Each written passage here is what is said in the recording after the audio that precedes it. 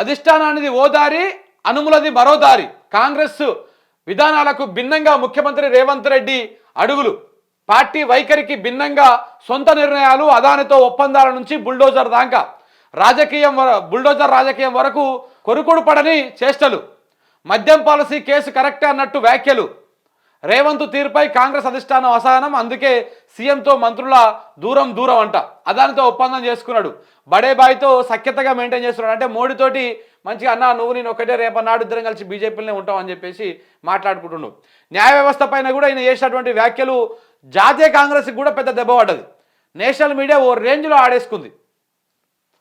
Bulldozer రాజకీయం, ఇది బేసిక్గా బుల్డోజర్ రాజకీయం అంటే మన బుల్డోజర్ బాబా యూపీలో ఉన్నటువంటి ఆదిత్యనాథ్ ఆయన కనపడతాడు, యోగి ఆదిత్యనాథ్. సో కానీ ఇప్పుడు ఏమవుతుంది, ఈ బుల్డోజర్ ఆయనకు తమ్ముడు లెక్క చేస్తా ఉన్నాడు. ఈయన ఇంకొక బుల్డోజర్ రాజకీయం. మద్యం కేసు గురించి కూడా ఈయన రెండు విధాలుగా మాట్లాడడం. మద్యం కేసు తప్పని కాంగ్రెస్ చెప్తుంది. ఈ విషయంలో కేజ్రీవాల్కు అండగా నిలబడుతున్నది.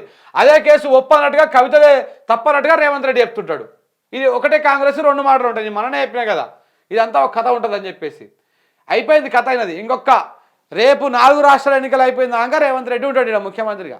తర్వాత ఆయన సంచులు ఇచ్చేది అయిపోతుంది. అప్పుడు సినిమా మారుతుంది. అప్పుడు 2 ఏళ్ళు అయిపోతుంది. నేను తీసి పక్కన పెడతారు. స్థానిక సంస్థలు ఇప్పుడు లేనట్టే, ఏం ఉండదు ఇప్పుడు ఇక.